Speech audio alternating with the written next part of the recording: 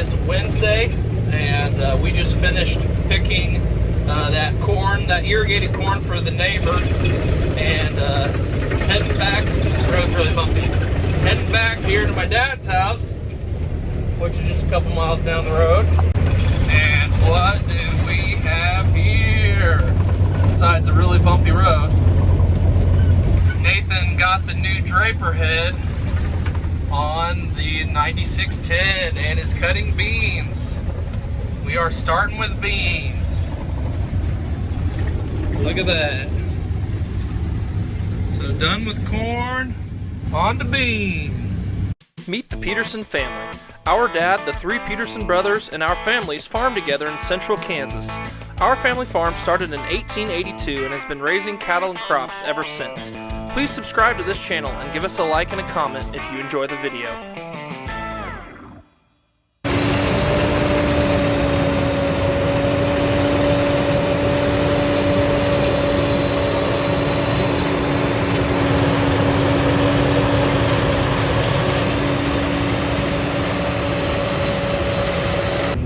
Alright, we're cutting some beans. They're not making very good. You can see these beans just died. They were big and beautiful. Now, when they die, they don't really drop their leaves. They just shrivel up and it makes them real bushy. So then they feed in slow, which would be nice if the grain was pouring in the bin, but it's not. There's our trickle. They're like not even round, they're kind of flat, kind of sad. My face is all dirty, as per usual. It's very dusty. The wind's blowing so hard, going the other direction, it's hard to see. We got the breakdown fixed and both combines running for now, so that's good. Can you see anything? Me neither. Got a few cows on a patch of brome. And now I gotta haul water out here to this too, so we don't got water anywhere. All of our pens and waters are taken up by feeder cattle. And with two sets of cows, fall and spring, and a couple different groups of the fall ones right now because they're calving, it's a mess trying to get water to everything. Okay, I put down the fence that was out here around this turnaround area. I bring these cows up, we're gonna haul them out to a millet blend field. The key will be to somehow get these calves to follow their cows, their mamas, up in this alley. So far, a lot of the cows are going, not many of the calves. All the way to the front, please. Go on and load up, cows. Load up, cows. Go on, all the way. Yep. These are like month to 45-day-old calves. Some of them are a little less than that, but selling a pen of feeder heifers today. Dad came out to help me get them out of the pen, load them up. They should weigh close to 8, and I'm pretty excited to see what price we get on them. The board has crashed a little bit. It's been down like $7 in the last week, but I'm pretty sure we're still going to be pretty good margins on the price, but it might not be what they could have brought last week. And I did think about selling them last week, but I thought, well, we could put another week of feed into them. Come on, Charlotte, hey!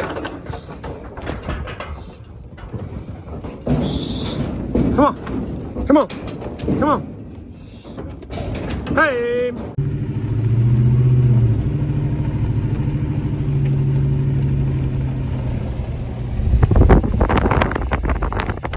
Got a little bit cut last night of these soybeans. Our new 30-foot Draper head for the 9610 is working. We're putting a new sickle section in here this morning because one was out on it last night, so working on that. And then we had to take the 35-foot MacDon off of the 9770 because we were having a feeder house bearing. I think a bearing went out, so Nathan is working on that in the yard. But I'm going to show you guys what these beans look like. So I don't know if you guys remember in vlogs from earlier this year, but these beans looked so beautiful and big and tall, and we were so excited about their potential. They looked like they were going to be 60 or 70 bushel beans, and they still, I mean, when you look at them, that's what they look like. But if you go out here, you can kind of see, start pulling some pods off. I don't know if you can tell how small those are, but they're very small, very flat. And that's pretty much how every single pod is, just because of the lack of rainfall and the heat that basically killed these beans in about 7 days, about a month ago. So these beans did not dry down naturally. They basically just died. So they look like 60 bushel beans, but they're probably going to yield more like 20. Basically went from about as good of a yield as you can get on dryland beans here in Kansas, or central Kansas, to basically a crop failure. But at 20 bushel an acre, they are still worth cutting, and so we've got to munch through them. Some people within 20 miles of us here swathed a lot of their beans. Whether or not to swath beans is kind of based on your needs and based on what the crop insurance adjuster says, and so we decided not to swath any of our beans. We had plenty of feed. They're worth cutting. They're worth cutting, but at the same time, pretty disappointing to have your beans look, I mean, they look fantastic from the road, but when you get out into them, and this is what we expected, we anticipated this. It's not like we went into soybean harvest thinking, oh, these are gonna make 60 bushel beans. We went into it knowing that it was gonna be rough. This bearing, this upper feeder house bearing, was getting awfully noisy on this combine, and I heard it during corn. Gonna try to do a little fix it and get that replaced. It's not the easiest job. We've done it on the other combine. Gotta take off all these shields, take off the belts. I have a belt because I knew this one was getting bad, so I decided to do this down at my dad's place because that's where we were. So I have limited tools. Wishing I would have brought the ratcheting end wrenches. Alright, here they are walking out.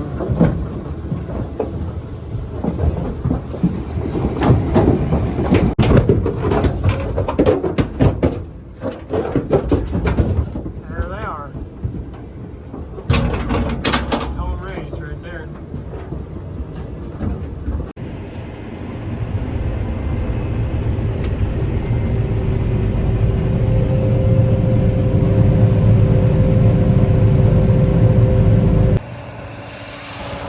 When you can't see in front of your combine, you end up missing some spots. Can't blame Dad for that one. There's the other combine up there. You can see just fine when you're coming back south, but going north, a little rough. All right, we are finishing up our first field of soybeans here. It is real dusty.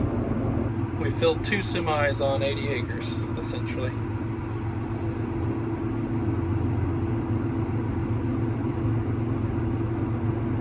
Okay, now I'm unloading they're mostly heifers that I got from the sale. So I could run the numbers on these heifers, but it was a pretty good trade. And our cost of gain is going down, hopefully, as feed silage is cheaper this year, distillers are cheaper this year. So it should make it easier to trade cattle with less costs.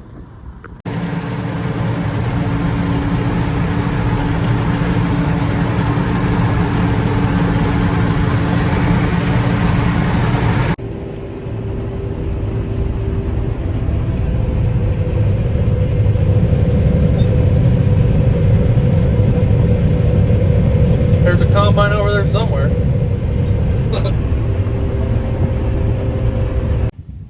So this morning, we cut our first couple fields of beans. Now the rest are still kind of green, and we're gonna try some milo. So I'm putting in these cover plates for the copperhead concaves. There's 3 different cover plates, and then there's the adjustable opening on them. So for both milo and soybeans, it's suggested to do 1 and 2 and with them open. And then for wheat, I'll have a 3rd one and be able to adjust how open or shut they are. I put these clamps on for the first time, and then it makes the cover plates real easy to pull on and off of there. The soybeans the last couple days were shelling out real easy because they're so dry and there's not very many of them. The milo I always expect to be a little harder threshing, so I thought I might as well get them in. It wasn't too hard. Fueling up combine number 1. Greg and Nathan got most of this field done last night. I believe it all fit on 1 truckload so far, so that's kind of telling how poor it is. It's really windy today, so I'm gonna stay here while I talk. We switched from soybeans to milo because the soybean plants were still a little green and we were kind of fighting some green beans there. This milo is plenty dry, which I don't ever remember a year we have cut milo in September. Usually we're cutting milo in November or late October. Some farmers will plant early milo that they harvest in September, but this is the first for us. This was kind of like the beans. It was dried down really fast by the hot weather and wind and lack of rainfall. So also it's a pretty similar story to the beans. Not a great yield. Definitely probably 50% of what we wanted at best. I'll go show you what the milo plants look like. It's really windy, so I probably won't be able to talk much. So normally the heads of the milo are sticking up really nice, and you can just look across a milo field and all you see is grain. But this year you see a lot of the heads kind of buried in the stalks, and there's just not a whole lot out there. So we're probably looking at a yield of, maybe 50, I don't know, maybe 40. I guess we'll see at the end of the field. It's better down there where Kendall is in that lower area. There's some more water that ran that way, but overall, definitely not even up to average. We're looking at another crop failure, or at least crop disappointment.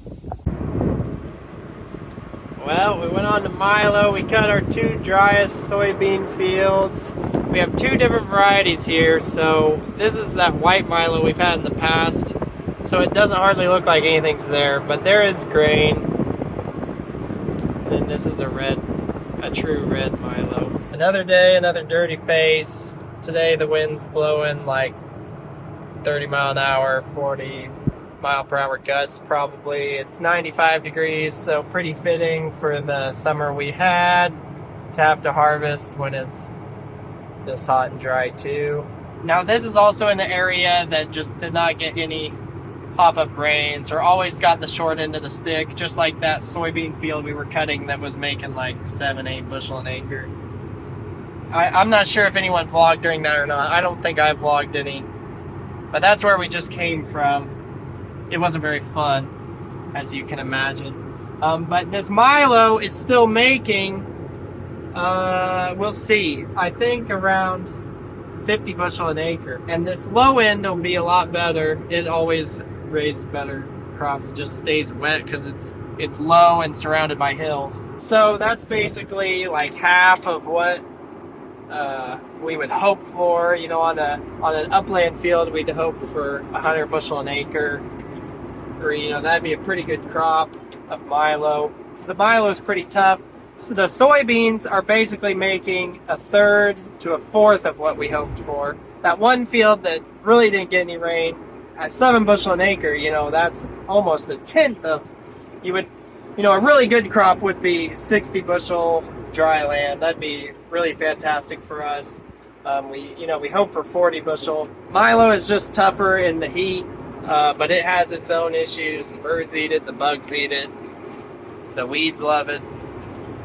Soybeans are just a lot more fun when it rains in August. And it rained the first week of August, but then it was nothing but heat after that. So all my ramblings to just say what everybody already knows it didn't rain this summer. But it is nice to actually bring the grain cart because things are yielding well enough. We need it to help. We're only running 2 semis, which normally on Milo we need to run 3 trucks, but we brought the grain cart to help them keep up. And this is only 80 acres, and then we'll have to move again. So we should be able to keep up well enough. I'm not even sure where we'll go next. This tested like 12.4 moisture. That was even drier than I thought it might be. After you've been running grain cart for the short corn head, you gotta drive a lot closer for the wide MacDon. This is a nice field here. It's up on the hill, but it lays real flat, no terraces. You got a nice view of the hills over there.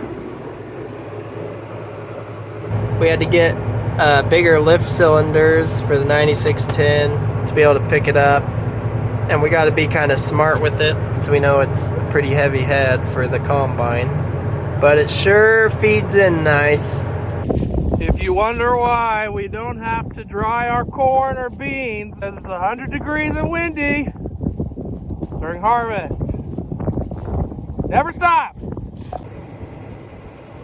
All right, it's Friday night. I've got a grasshopper on my shoulder, and we are cutting some of this upland Milo. We finished the last field of Milo, and we've moved on to this is Kendall's field. And again, it's really windy. I hope you can hear me. This field had a lot of chinch bug damage to it, so there's a lot of weeds where we had to replant everything that chinch bugs ate up. So I don't know if you can see that, but it's kind of not a great looking field, and the yield is going to be, you know, this Milo had to face chinch bugs, heat, dryness, and it's upland. It's not down in the valley. So we'll see how it does.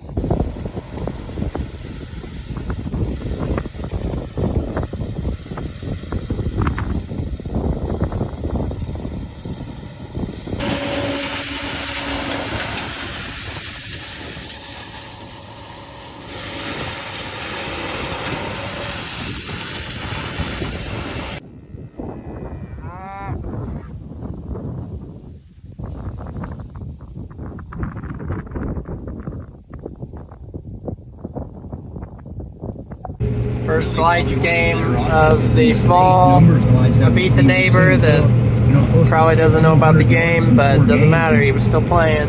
His defense has been really, I don't know where Kendall is yet. He's probably trying to win. I kind of want to turn my lights on. I win. I beat Nathan at his own game. I beat you at the lights game, Nathan. You're always talking about it. Maybe since it's my field, he let me win. I don't know. I kind of thought I would wait to see until he came over the hill whether he had him on or off or not. And he had him on.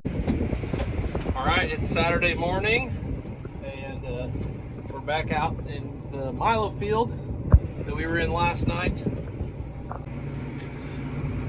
It's 95 degrees again today, and feels more like wheat harvest than it does fall harvest, but we're going.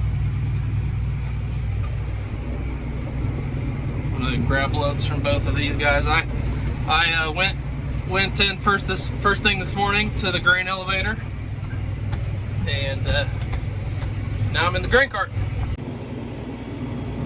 You can see how much the wind is blowing there.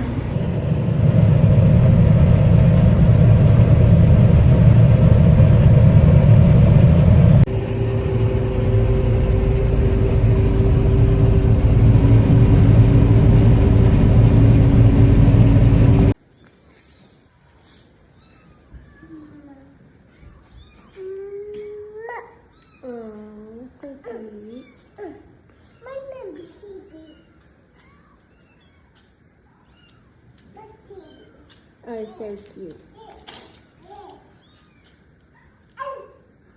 That's a big one. There's a bigger kitty, huh? It's okay.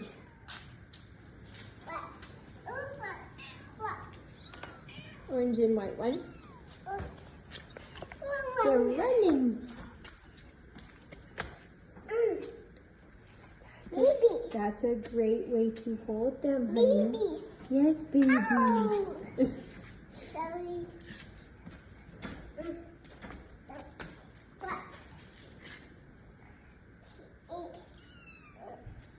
Hey, I just got back from the elevator with the silage truck. I took the Kenworth in there.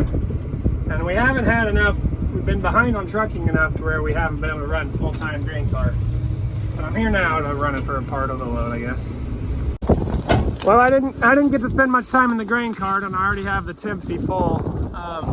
This is the truck that I just took to town, and our third semi is on the cattle pot, so that's why we ended up bolting this one up. Even though we didn't switch it to where the tarp rolls over the top, we just left the silage racks on. So I'm gonna get this Tempty in there in time so I can get back. I think they're open plenty late tonight, but I need to get back and get chores done. So I'll head in there. I waved to so many people on the road today that I injured my finger doing the one finger wave, so I had to get it taped up. I'm just kidding. I had it taped this morning because it was bleeding. I got it cut on something. All right. I'm actually waiting in line this time.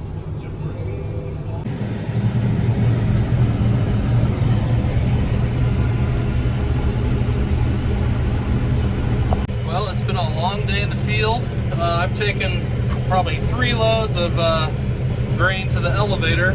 So this is my first time in the combine since this morning. I switched Nathan off because he was getting awfully hot and sweaty in the 9770. The air conditioner's not working in the 9770. So we're gonna have to have that worked on, but we're just toughing it out for the rest of today. And it's definitely quite warm in here. But you know, this is how the old timers used to do it. They didn't have climate control. So it's gotta be tough.